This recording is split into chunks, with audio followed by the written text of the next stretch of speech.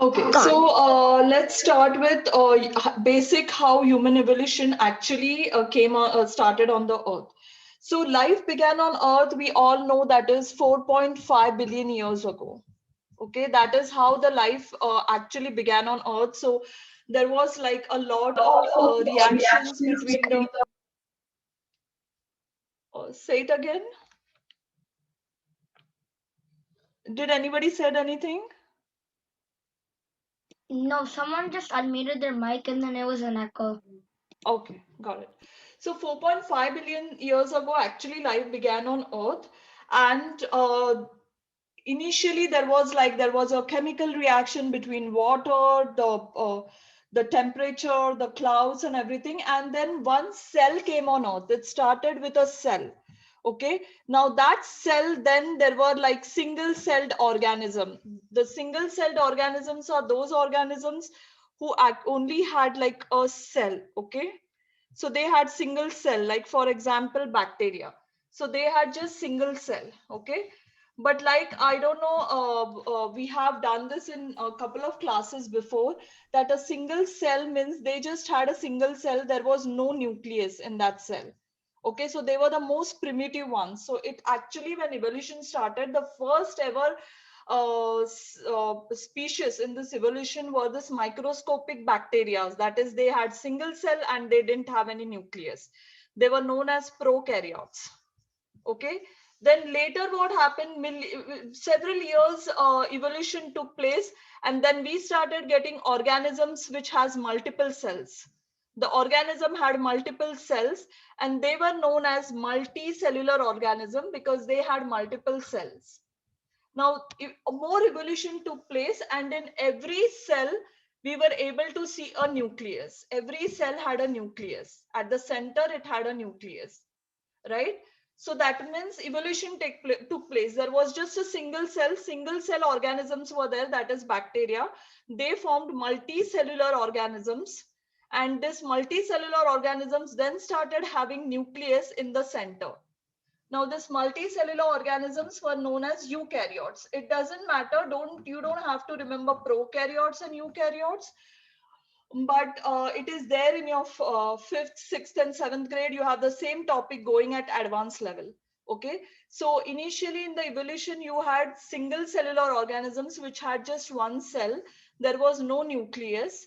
Okay, these were bacteria or prokaryotic organism. Then they started having multiple. Then evolution took place. Multicellular organisms started coming into picture, and this multicellular organism then started having nucleus in the center. So see, parts by parts how evolution is taking place.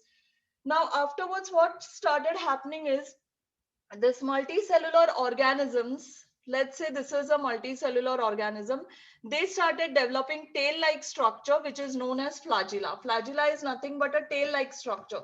So they started developing tail like structures. Then you started having those earthworms and lot of other worms, insects started coming into picture. And then, is it clear till here? So we started with bacteria which had no nucleus, single cell. Then from that we started having multicellular organisms with many cells. Then evolution took place. The multicellular organisms started having nucleus at the center. Then they started having tail-like structures. So all flatworms, earthworms started coming into picture. Now I will erase this off, okay? And I'll tell you after worms what happened. How from flatworms we came to human beings. Okay, so I'm erasing this out. Now let's say we came till flatworms. So from bacteria we came to single cell, to we came to from single cell bacteria we came to multicellular organisms. From multicellular organisms we came to flatworms. They started developing tails. Now from flatworms, once they started developing tails, they started having lungs. Then we started calling them fishes. There were different of type of evolution took place, different type of modifications came up, and then fishes started having more respiratory structures, more advanced lungs and everything. From fishes, what came forward were frog which can survive in water as well as they can survive on the land. So amphibians came into picture. from amphibians, what came into picture was amphibians evolution took place. They started having wings. They could crawl everywhere. So reptiles and birds came in the picture. Auntie, we can't see the up part. Okay. So reptiles and birds came in picture. Okay, that's okay. I adjust it. I adjust it. So reptiles and Meena, take this book. Okay, Meena, take this book. Okay, take this book. Okay, okay. I want everybody to be focused on the book. Okay.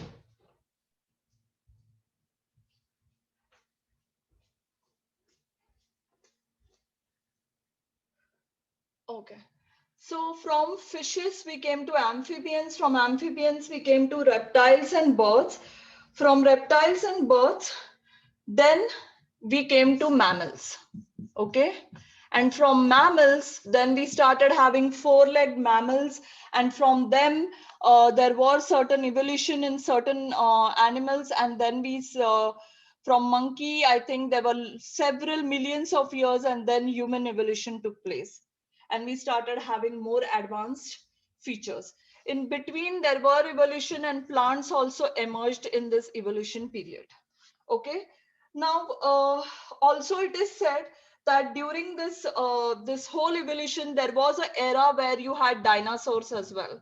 From amphibians, where reptiles and birds were evolved, there was also a stage where you had a dinosaur era. Okay, where all dinosaurs were there. Okay. So now let's look into how actually humans were formed in all this. So this is how the whole structure was. Just to wrap it up before we go to humans and hobbits. We had a single cell organism. Okay, that single cell organism is nothing but a bacteria. From that bacteria, evolution took place, and we have multi-cell. We had organisms or species which had multiple cells, so multicellular organisms. So from multicellular organisms, which were nothing but eukaryotes, okay, from multicellular organisms species which were eukaryotes, then more evolution took place. They started having nucleus. Okay, so they started having nucleus. From this, the eukaryotes started having tail-like structures, and these tail-like structures were nothing but flagella. So we started getting flatworms. Okay, then earthworms came in the picture. Insects, spiders, everybody came in the picture. From here, more evolution took place, and then we started having more with that tail. We started having more, advanced kind of structures, which are nothing but like you can say the fishes. Okay, so you can just like I don't know. Okay, so you started having fishes, then you started having amphibians, and then from amphibians you started having reptiles. Then from reptiles you started like millions years after reptiles, birds came to earth, and then plants were in this period that came, and then with from these birds there were more and more mammals formed, and then like it formed as in not from birds, but it's like evolution took place, and the creatures started getting advanced structures. They started getting advanced bones, advanced skeletal system, advanced brains. So mammals came in the picture, and then finally humans. So this is a nutshell how the evolution took place. Now let's see from in case of mammals to humans how the change happened. Okay. So if you haven't written anything, just jot down important points if you think. But if you think that something you haven't written down, that YouTube channel Life is Kid Smile, that will always post this video. So today video I'll be posting it out there, and I will also send on the WhatsApp group and the email. So now this is done. Now let's see. We had mammals. We said mammals were in the course of evolution. Mammals came to Earth. Okay, mammals were formed. Now from mammals, how do you come to modern humans? Okay, So from mammals were like four creature animals, then the lungs, the respiratory system, the whole skeletal system started developing. They started walking upright instead of crawling, and then the whole brain developed a lot, and then humans were formed. So from Can mammals, you? what were formed were, I don't want to get into too much of details because there are like lot of things: Homo Can you? neanderthals, Homo erectus, Homo fluorescensis. So I'm just jotting down the main things here, okay? I don't want to get into too much of depth of it. It will be very complicated for everyone. So from Can you mammals, the thing main up? one were Ramapithecus. Yes? Are you saying something? We can't see the top of the board. Can you see it now? Yeah. We Is it can't see the visible now? M in the mammals. We Is can't it see the visible M in now? the. Okay, now it's visible. Okay, great. So from mammals, let's see how humans were formed. We came to know from a single cell bacteria how mammals were evolution took place. Now from mammals, how human beings were evolved. So from mammals, the main were Ramapithecus. From Ramapithecus, I'll just keep writing. These were like kind of the apes. They were kind of apes-like structure. So they were still walking on 4 feet, but sometimes during the evolution, they started, was sometimes walking half the time, 50% on on like monkeys, they used to walk on hands as well as legs. And then, more development took place, more evolution took place, and they started walking like modern humans. Okay. So from Ramapithecus, we have Ramidus. From Ramidus, they started walking erect. So they were known as Homo erectus. From Homo erectus, they started having more and more nice brain and everything. So we started calling them as Homo Neanderthals. And Homo Neanderthals are nothing but then more evolution took place and modern era humans were formed. Okay, so as the bone, skeletal system, everything started develop. From 4 feet, they started walking on 2 feet. From two, not 4 feet, from 2 hands and legs, they started, how monkey walks on hands and legs. They started walking on their feet actually. Then they started crawling sometimes walking on the feet. They started crawling sometimes. Then when they came to a Homo erectus, they were actually having a great skeletal system, so they can walk for a long time on their feet. Then they started building homes. They started using trees branches and started building their home in the forest. They started eating fruits. The plantation came in the structure. Then they started having more and more brains, so they started building more great houses, having great, doing agriculture and everything. And that's when evolution took place. And after millions of, I would say billions of years, humans were formed.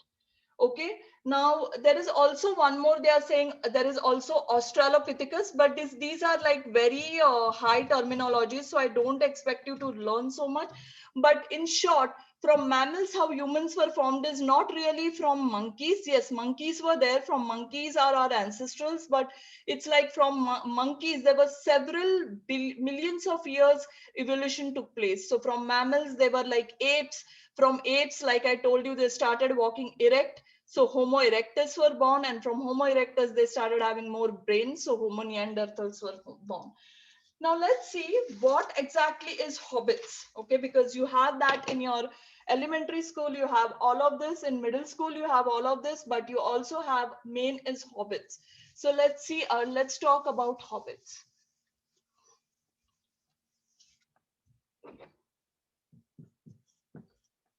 And if we get time, I'll show you a small, very quick 3-4 minute documentary where how in the London research lab, BBC did a documentary on how they were doing research on this hobbits.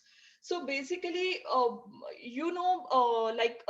the scientists were able to even figure out that we were formed from mammals and mammals were formed from bacteria and all that. That is because of a lot of research they do in their lab. And this is because you have heard about this terminology like archaeologist. Okay, so this archaeologist or somebody who goes to the old caves, old islands, they find a lot of fossils. They bring these fossils to the lab. Fossils are nothing but they find like, old skulls, like billions and billions years ago, old skulls are there in those caves, or they are dug inside, deep inside the mud in the island. So they find this old skulls. So there are one thing is they find this old skulls, then they find some teeth, broken teeth. Then they find some hand or some foot bones. Now what they do is, these are like fossils, billions of years ago, old skulls, hands and bones. They take this to the lab. They do something which is known as a dating. You have heard of radioactive process, carbon dating and everything, where they, with the dating, they figure out that how old these all materials are. We had taken one class a year ago on how dating, like this carbon dating or radioactive isotope dating works. We had just studied at a very surface level, but I will take one more class where I'll explain you in detail how carbon dating takes place, like how they take this old fossils to the lab and then they figure out that how old, how many billions years ago these old fossils were. Now they do research, they take this old fossils to the laboratory, they do carbon dating on them. Based on that research, they figure out whether a particular fossil is 10 million years ago, or a fossil is 60,000 million years ago, or a fossil is 10 billion years ago. So based on the research, they can figure out that, okay, this is how evolution takes place. This is how the people had skulls or teeth billions of years ago. This is how they had millions of years ago. So then they compare and figure out that, okay, the old skull was very small skull. Then the skull started becoming big because the brain started becoming big. And that is how more advanced brain structures humans were born. So this is how they study. So their whole thing is, they either go to old caves or islands and they find out all of these fossils. They take all of these fossils to the lab and do the carbon dating process. Okay, now what did they come to know with all of this is, with all on the islands and caves, whatever they found out, based on that. Oh, let me just close this. Okay, so what they figured out was that hobbits are somebody who were first of all very short stature. So they had like some kind of dwarfism. They were like dwarfs. They had a height which is like hardly, like, their brain was like half of the human size, and their height was like hardly maybe 3 or 4, not more than that height they had. So they were very, basically they were like 3 inches people. They were very short people. Okay, so this is what they kind of figured out. Then the first thing is, they were very short in structure. And then the other thing they figured out was, they had a very small brain, very, very small brain. Third thing what they figured out was, they had a very slow brain growth. Because they had a small brain, they also had a slow brain growth. Okay, the fourth thing what they figured out was that they had a very different teeth structure. So the way we have developed teeth, they had a very different teeth structure. So these teeth were more developed than the monkeys, but these were less developed or less structured than what humans have. So they were very short in their height. They were like very small. They had very small brain. They were slowly, the brain was slowly growing, and they had a different teeth structure. So what one group of scientists thought is, this hobbits have a disease, and that they started thinking this is nothing but microcephaly. So microcephaly is nothing but, today, like I taught you once back a year ago, in chromosome, like if you have chromosomal, your chromosomes are extra chromosomes or chromosomal abnormalities are there, then you start having Down syndrome, or the baby has some kind of special chromosomal abnormalities are there. So those are like special kids. We don't call them abnormalities, we call them special kids, because they are really special. They have some special abilities to do different things like craft, drawing or painting. But because of that one chromosome which is extra in those kids, or there is some destructured chromosome, what happens is, they are not able to do things, some certain things they are not able to do as the other kids can do. So in microcephalic kids, they have a very small brain. So they take a lot of time to understand things. Okay, so because it is a very small brain, so scientists thought hobbits had microcephaly. Okay, so now there were other group of scientists which debated and said that if you see microcephaly, how can everybody, all the hobbits have microcephaly? If it is a disease or it is a chromosomal abnormality, only one, or it is like a chromosomal some problem, only 1 or 10 or 20 people, 1,000 people will have. Not whole hobbit generation can have microcephaly. So they started debating. And then the other group of scientists said that it is not microcephaly, but because these hobbits were primitive humans. They were primitive, and because they were primitive, their brain was small. In evolution, then the brain started developing, it became big, their height started developing, they started getting more height, they started walking upright. So these were like primitive. And because the fossils and all these structures of hobbits from billions of years ago were found near near some flora island. I think the name of the island is some Flora Island, probably. So that's why they started calling them as human. I mean, they were under the human fluorescences species, basically. So, like you have Homo fluorescences species. So, hobbits came under that species, basically. Okay, let's do this because we are getting time up. So, let's take 1 minute break and join again. Okay, everyone? Let's drink water, take 1 minute break and just join again. So we can complete the remaining piece. Okay.